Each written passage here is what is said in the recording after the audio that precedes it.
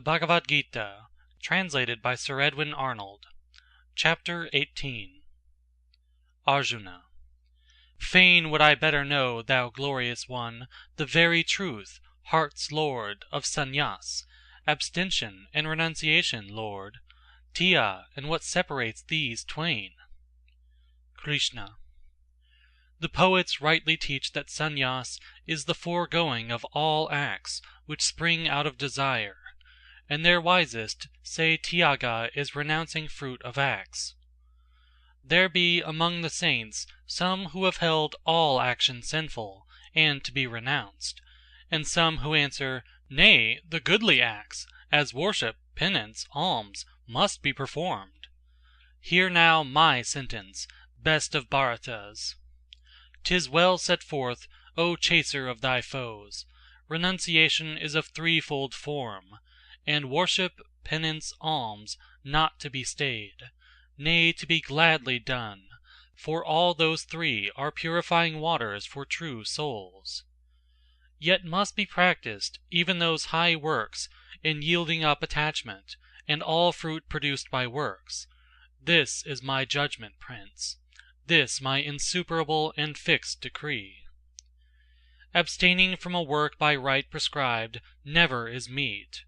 So to abstain doth spring from darkness, and delusion teacheth it. Abstaining from a work grievous to flesh, when one saith, 'tis unpleasing, this is null. Such an one acts from passion, not of gain wins his renunciation. But, Arjuna, abstaining from attachment to the work, abstaining from rewardment in the work, while yet one doeth it full faithfully, saying 'tis right to do, that is true act and abstinence. Who doeth duty so, unvexed if his work fail, if it succeed unflattered, in his own heart justified, quit of debates and doubts, his is true act. For, being in the body, none may stand wholly aloof from act. Yet, who abstains from profit of his acts is abstinent. The fruit of labors in the lives to come is threefold for all men, desirable and undesirable and mixed of both. But no fruit is at all where no work was. Hear from me, long-armed lord, the makings five which go to every act, in Sankhya taught as necessary. First, the force, and then the agent, next the various instruments, fourth the especial effort, fifth the God. What work soever any mortal doth, of body, mind, or speech, evil or good, by these five doth he that. Which being thus, whoso for lack of knowledge seeth himself as the sole actor, knoweth not at all, and seeth not. Therefore, I say, if one, holding aloof from self, with unstained mind, should slay all yonder host, being bid to slay, he doth not slay, he is not bound thereby. Knowledge, the thing known, and the mind which knows, these make the threefold starting ground of act, the actor, and the instrument. These make the threefold total of the deed. But knowledge, agent, act are differenced by three dividing qualities. Hear now which be the qualities dividing them. There is true knowledge. Learn thou it is this: to see one changeless life in all the lives, and in the separate one inseparable. There is imperfect knowledge, that which sees the separate existences apart, and, being separated, holds them real. There is false knowledge, that which blindly clings to one as if 'twere all, seeking no cause, deprived of light, narrow and dull and dark. There is right action, that which, being enjoined, is wrought without attachment, passionlessly, for duty, not for love, nor hate, nor gain. There is vain action, that which men pursue aching to satisfy desires, impelled by sense of self, with all-absorbing stress. This is of Rajas, passionate and vain. There is dark action, when one doth a thing heedless of issues, heedless of the hurt or wrong for others, heedless if he harm his own soul. 'Tis of tamas, black and bad. There is the rightful doer, he who acts free from self-seeking, humble, resolute, steadfast, in good or evil hap the same, content to do aright, he truly acts. There is the impassioned doer, he that works from impulse, seeking profit, rude and bold to overcome, unchastened, slave by turns of sorrow and of joy. Of rajas he. And there be evildoers, loose of heart, low-minded, stubborn, fraudulent, remiss, dull, slow, despondent, children of the dark. Here too, of intellect and steadfastness, the threefold separation, conqueror prince, how these are set apart by qualities. Good is the intellect which comprehends the coming forth and going back of life, what must be done and what must not be done, what should be feared and what should not be feared, what binds and what emancipates the soul. That is of Satwan, prince, of soothfastness. Marred is the intellect which, knowing right and knowing wrong, and what is well to do, and what must not be done, yet understands naught with firm mind, nor as the calm truth is. This is of rajas, prince, and passionate. Evil is intellect, which, wrapped in gloom, looks upon wrong as right, and sees all things contrariwise of truth. O Prita's son, that is of tamas, dark and desperate. Good is the steadfastness whereby a man masters his beats of heart, his very breath of life, the action of his senses, fixed in never shaken faith and piety. That is of Satwan, prince, soothfast and fair. Stained is the steadfastness whereby a man holds to his duty, purpose, effort, end, for life's sake, and the love of goods to gain, Arjuna. 'Tis of rajas, passion stamped. Sad is the steadfastness wherewith the fool cleaves to his sloth, his sorrow and his fears, his folly and despair. This, Prita's son, is born of tamas, dark and miserable. Hear further, chief of Bharatas, from me, the threefold kinds of pleasure which there be.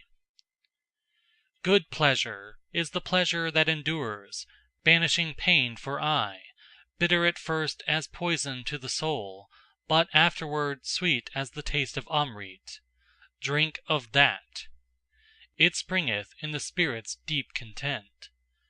And painful pleasure springeth from the bond between the senses and the sense world. Sweet as Amrit is its first taste, but its last, bitter as poison.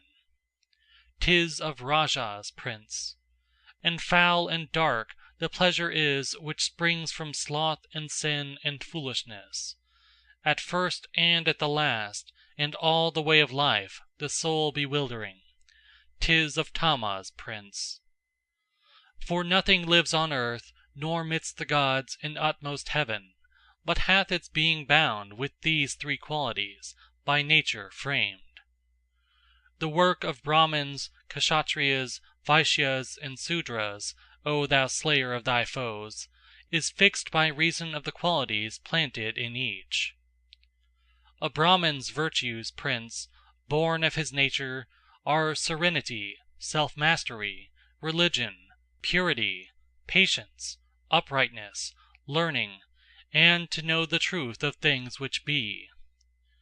A Kshatriya's pride, born of his nature, lives in valor, fire, constancy, skillfulness, spirit in fight, and open-handedness, and noble mien, as of a lord of men. A Vaishya's task, born with his nature, is to till the ground, tend cattle, venture trade.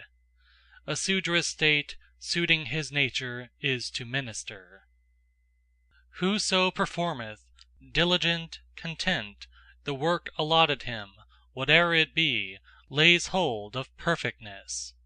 Hear how a man findeth perfection, being so content. He findeth it through worship, wrought by work, of Him that is the source of all which lives, of Him by whom the universe was stretched. Better thine own work is, though done with fault, than doing others' work, even excellently. He shall not fall in sin who fronts the task set him by nature's hand. Let no man leave his natural duty, Prince, though it bear blame. For every work hath blame, as every flame is wrapped in smoke. Only that man attains perfect surcease of work, whose work was wrought with mind unfettered, soul wholly subdued, desires forever dead, results renounced. Learn from me, son of Kunti, also this, how one attaining perfect peace attains Brahm, the supreme, the highest height of all. Devoted, with a heart grown pure, restrained in lordly self-control, foregoing wiles of song and senses, freed from love and hate, dwelling mid solitudes, in diet spare, with body, speech, and will tamed to obey, ever to holy meditation vowed, from passions liberate, quit of the self, of arrogance, impatience, anger, pride, freed from surroundings, quiet, lacking naught. Such an one grows to oneness with the Brahm. Such an one, growing one with Brahm, serene, sorrows no more, desires no more. His soul, equally loving all that lives, loves well me, who have made them, and attains to me. By this same love and worship doth he know me as I am, how high and wonderful, and knowing, straightway enters into me. And whatsoever deeds he doeth, fixed in me as in his refuge, he hath won for ever and for ever, by my grace, the eternal rest. So win thou. In thy thoughts do all thou dost for me, renounce for me, sacrifice heart and mind and will to me, live in the faith of me. In faith of me, all dangers thou shalt vanquish by my grace. But, trusting to thyself and heeding not, thou canst but perish. If this day thou sayest, relying on thyself, I will not fight, vain will the purpose prove, thy qualities would spur thee to the war. What thou dost shun, misled by fair illusions, thou wouldst seek against thy will, when the task comes to thee, waking the promptings in thy nature set.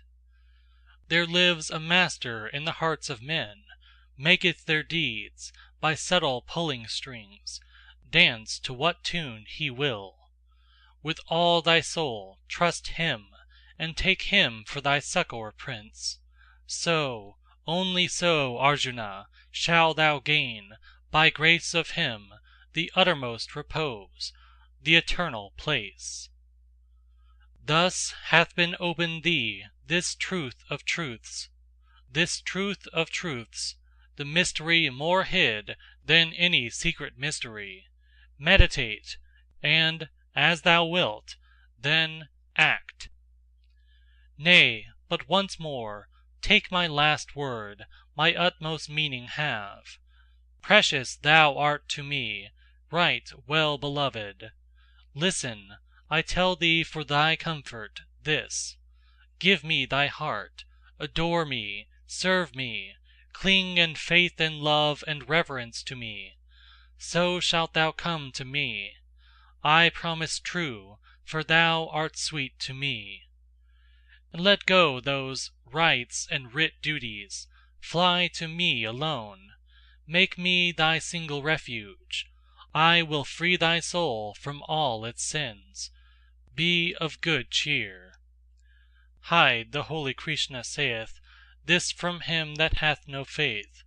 him that worships not, nor seeks wisdom's teaching when she speaks.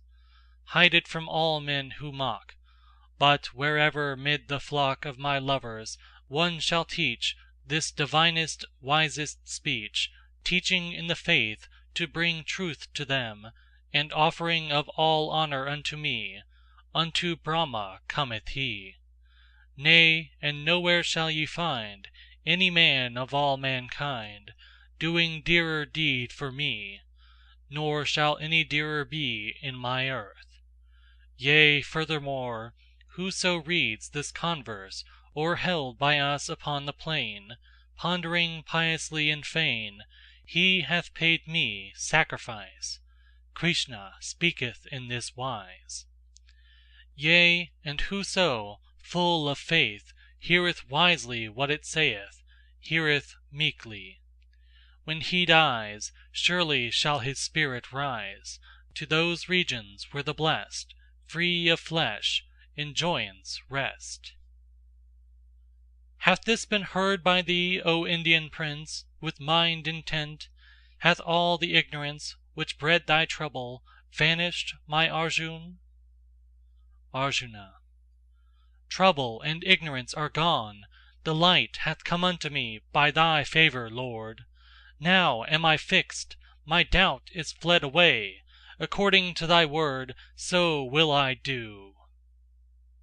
Sanjaya. Thus gathered I the gracious speech of Krishna, O my king. Thus have I told, with heart athrill, this wise and wondrous thing, by great Vyasa's learning wit, how Krishna's self made known, the Yoga, being Yoga's lord. So is the high truth shown. And I, when I remember, O Lord my King, again Arjuna and the God in talk, and all this holy strain, great is my gladness.